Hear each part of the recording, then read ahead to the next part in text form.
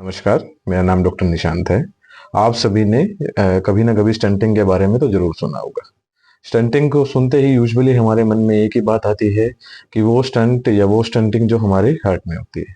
लेकिन आज हम जिस स्टंटिंग के बारे में बात करेंगे, वो वाली स्टंटिंग या वो वाला स्टंट जो यूज़ होता है, वो किडनी और किडनी से जुड़ी बीमारियों के लिए यूज़ में लाया जाता है, जिसको हम बोलते हैं डीजे स्टंट या डीजे स्टंटिंग।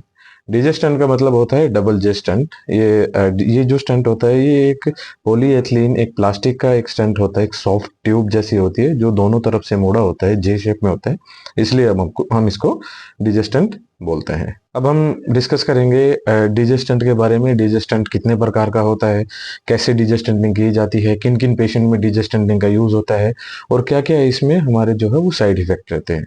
सबसे पहले हम बात करें तो डीजे स्टंट तीन टाइप का होता है, मटेरियल बेस रहता है। जब सबसे पहला होता है वो पॉलीएथिलीन का होता है, दूसरा जो रहता है वो ब्लैक सिलिकॉन का होता है, तीसरा जो होता है वो मेटेलिक होता है। अब इसके यूज कहाँ कहाँ पे होते हैं? सबसे पहले हाइड्रोनेफ्रोसिस, यानी जब हमारी किडनी में पानी भर जाता है किसी रुकावट की वजह से, स्टोन की वजह से, हो सकता है किडनी का स्टोन है, हो सकता है यूरेटर का स्टोन है, इसकी वजह से हमारा जब किडनी में पानी भर जाता है तब हम डीजे स्टंटिंग का यूज करते हैं। या किसी भी किडनी की सर्जरी में, किसी यूरेटर की सर्जरी में जहाँ पे हमें स्टिचेस लगाने हैं, लीकेज को प्रिवेंट करने के लिए हम जो है वो डीजे स्टंट का यूज करते हैं। किडनी की सर्जरीज में जैसे पीसीएनएल हो गया, जो अपना यूआरएसएल होता है, या आरआईआरएस होता है, उसमें हमें डीजे स्टंटिंग का यूज करना होता है। इसके अलावा मैलिग्नेंसी है, जो हमारा कैंसर रहता है, उसमें हमारा डीजे स्टंट का यूज होता है। अब डीजे स्टंट का जो प्रोसीजर रहता है वो दो तरह से होता है, एक होता है रेट्रोग्रेड और एक होता है एंटीग्रेड।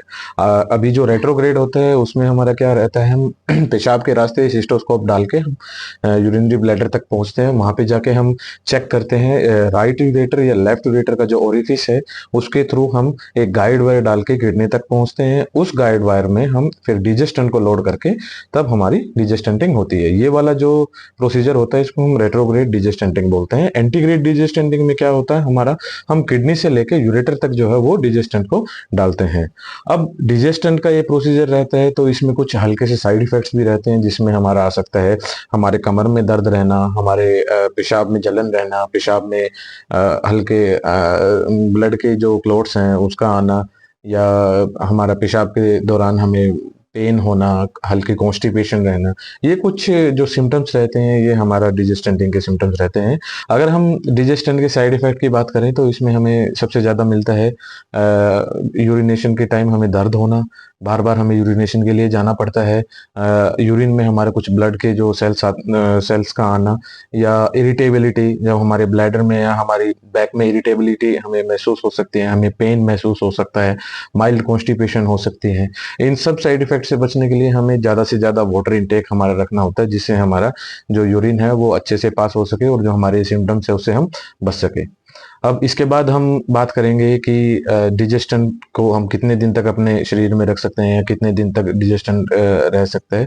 वो डिपेंड करता है उसके मटेरियल पे। सबसे पहला जो होता है वो पॉलीएथिलीन का होता है, जिसको हम अप टू 3 मंथ्स, 3 महीने तक हम अपने शरीर में रख सकते हैं, मिनिमम 2 हफ्ते तक इसको रख सकते हैं। इसके बाद में आता है ब्लैक सिलिकॉन। ब्लैक सिलिकॉन को हम उस पेशेंट में यूज करते हैं जिसमें हमारा सर्जरी का इंडिकेशन होता है, लेकिन हम उसमें सर्जरी कर नहीं पाते ड्यू टू उसकी बॉडी उसके लिए रेडी नहीं होती है, या कुछ अदर कॉन्ट्रा इंडिकेशन होती है तो उसमें सर्जरी नहीं कर पाते। तो उस केस में हम लंबे समय तक एक जो सिलिकॉन का जो डीजे स्टंट होता है उसको डाल के छोड़ देते हैं। ये वाला जो डीजे स्टंट होता है ये कम से कम 6 महीने से लेके 1 साल तक हमारी बॉडी में रहता है। और तीसरे वाला जो डीजे स्टंट है वो होता है metallic DJ stunt.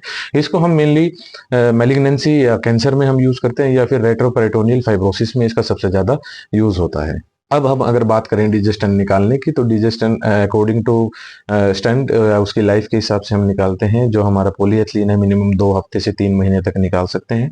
DJ stunt removal एक छोटा सा डे केयर प्रोसीजर होता है, जिसमें हम लोकल एनेस्थीसिया या फिर आईवी सेडेशन के साथ जो है सिस्टोस्कोप की हेल्प से हम जो पेशेंट का डीजे स्टंट होता है उसको यूरिथ्रा के थ्रू 10 या 15 मिनट के प्रोसीजर के थ्रू हम उसको निकाल सकते हैं।